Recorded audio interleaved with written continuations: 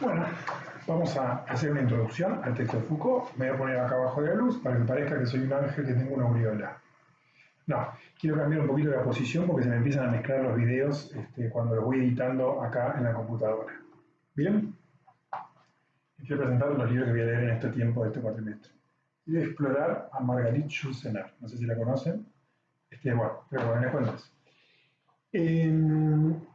El concepto de sujeto Foucault es un concepto central, por eso yo les quiero mandar en un video particular, que es este de una manera breve, una explicación que va a dar bastantes vueltas en torno a ese concepto. Porque es un concepto difícil, porque uno tiene un bagaje de sentido común que no es el que se juega en este concepto. Por eso es necesario romper el bagaje y abrirse a la nueva comprensión que tiene que ver con este concepto. El concepto de sujeto tradicional tiene un origen en la historia de filosofía que es en el pensamiento de René Descartes. En las meditaciones metafísicas, Descartes presenta o desarrolla una especie de experimento donde a partir de ahí se funda el concepto occidental moderno de sujeto. Sin dar muchas vueltas y explicarlo, ese concepto tiene un par de supuestos. Supone que existe una especie de sustancia interna pensante muy cercana a la idea de conciencia que sería homogénea, unificada y que de alguna manera la tendríamos todas y todos y que sería un sustrato a partir del cual tenemos un cuerpo, actuamos en el mundo, pensamos, reflexionamos, etc. Ese concepto de sujeto escondió en la historia del pensamiento occidental moderno un criterio de jerarquía y de centro sentido. ¿Por qué? Porque si uno supone que todas y todos tenemos un sujeto con determinadas características fundamentales como centro o como coordinación interna de todos los cuerpos, quiere decir que si alguien o un colectivo no presenta esas características unificadas, únicas, universales, quiere decir para todas y para todos, entonces no entraría dentro de la categoría de sujeto occidental, moderno y central. Entonces habría que o excluirlos de todo el conjunto que se entiende como normal o adaptarlos, ¿no es cierto? Bien, esto les debe sonar. Bien, casualmente cuando se escriben las meditaciones cartesianas estamos en la época de la colonización de América y cuando vinieron a colonizar América, como lo dice Feynman en un libro de la filosofía del barro de la historia, su interpretación, primó un concepto de sujeto central, o sea, los colonos que ingresaron, los colonizadores que ingresaron, cuando encontraron una cultura originaria que tenía otras formas de relacionarse con el cuerpo, con el medio, de constituirse en sus cuerpos individuales y colectivos, entendieron que estaban fuera del concepto hegemónico europeo de sujeto, que se consideraba natural, como si de alguna manera uno tuviera una disposición natural como humano para tener esa subjetividad. Entonces, ¿qué se hizo? Se pasó a tratar de domesticar esas corporalidades, esas individualidades, para acercarlos a ese, no acercarlos, sino constituirlos en esa posición subjetiva. Ustedes saben cómo fue esto, fue una masacre. ¿Bien? A todos aquellas y aquellos que no entraban en esa categoría los eliminaban del mapa. Entonces, de alguna manera, el concepto moderno de sujeto es un concepto histórico que tiene que ver con las colonizaciones, con las formas de imposición, y eso es precisamente lo que se rompe de entrada a la modernidad.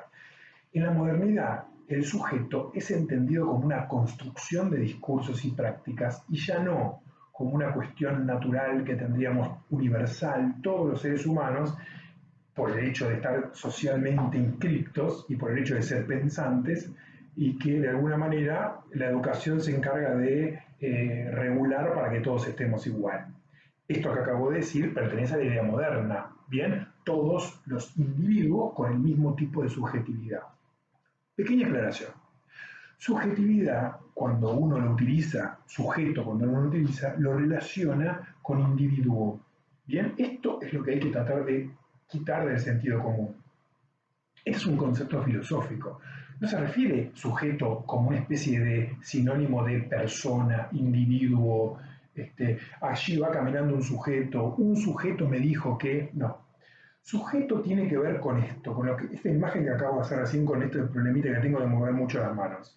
Los cuerpos, según la concepción de sujeto, son regulados, imagínense esta jugada que hago como con muñequitos, son regulados internamente de una modalidad determinada. Esa forma de ser sujetados, esos cuerpos, de articularse, de configurarse en un momento, en una historia determinada, es el sujeto. El problema es este. En la modernidad se hablaba de el sujeto y en la contemporaneidad tenemos que hablar de subjetividades. ¿Por qué? Porque se empieza a desarrollar la perspectiva de que se construye con discursos y prácticas. Ejemplos rápidos para poder comprenderlo. Si ustedes tuvieron alguna vez la grata aventura de mirar a un animal a los ojos, a un animal singular, como por ejemplo una vaca, yo lo he hecho porque soy un ridículo. Si ustedes se acercan y miran de cerca a una vaca a los ojos, a la cara, además de que es algo muy extraño, bizarro, se van a encontrar que en si está comiendo pasto, digamos, o está rumiando, o está simplemente parada ahí, cuando uno la mira a los ojos, la vaca enfoca y mira. Pero si uno mira muy bien esa mirada, ve que en realidad te está mirando acá, o te está mirando acá, o te está mirando, pero no te está mirando. Hay cierta extraña sensación de que la vaca en realidad no nos aprehende con H, no nos está concibiendo como si se pusiera algo delante de sus ojos. Si uno es medio paranoica o paranoico, dice, ay, la vaca me va a morder, ay, me va a saltar encima, me va a cagar, me va a mirar.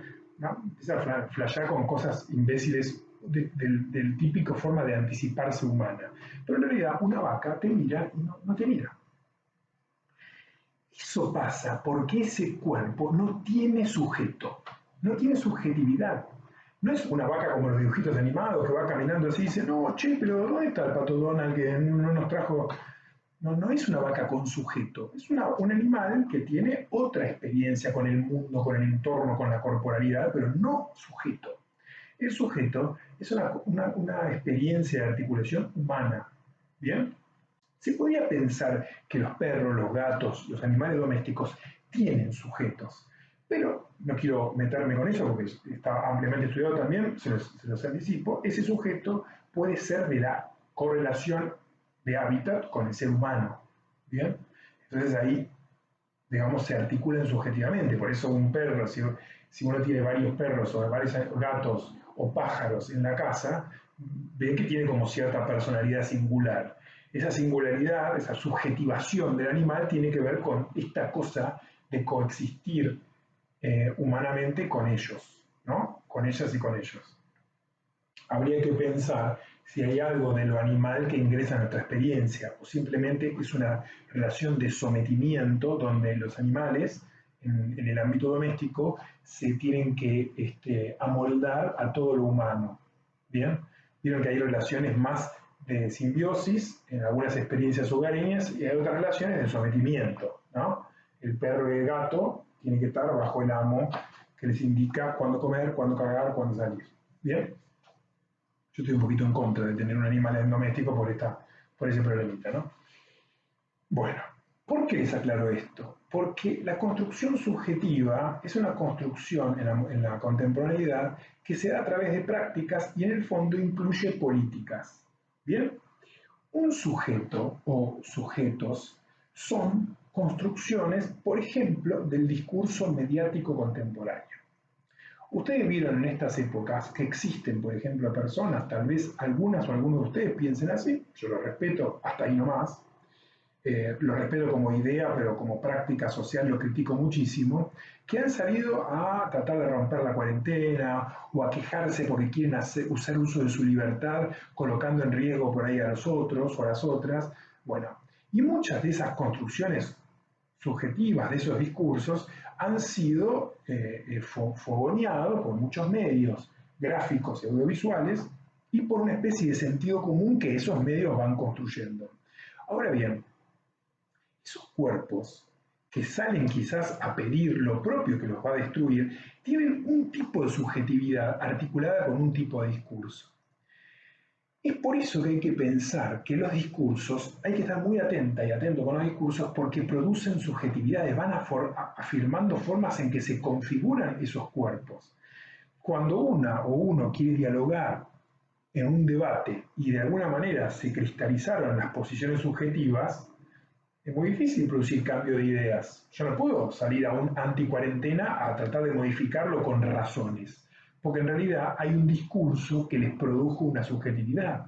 La clave y la pregunta, ya lo vamos a ver con Foucault, es si las subjetividades que se van armando tienen siempre espacios de apertura o márgenes para ser modificadas o ser reelaboradas en la experiencia social, o son subjetividades cerradas, hegemónicas, clausuradas, que no permiten ni modificación y que excluyen todo tipo de subjetividad que no se amolde a ese esquema. Esto que acabo de decir pertenece a la época moderna, sujetos únicos que salen a colonizar a todo aquel que no entra dentro de esa normalidad.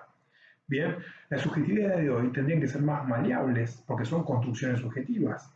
Y cuando nosotras y nosotros planteemos posiciones subjetivas en el ámbito educativo, tenemos que estar atentas y atentos a que no sean cerradas. Para eso, la propia posición subjetiva docente tiene que también estar puesta en cuestión. Pero no nos adelantemos. El concepto de sujeto es un concepto de construcción y que implica políticas, y eso es lo que vamos a ver con Foucault. Bien, que lo empezamos a ver la semana que viene en un video y en el trabajo práctico que les mando. Buena semana.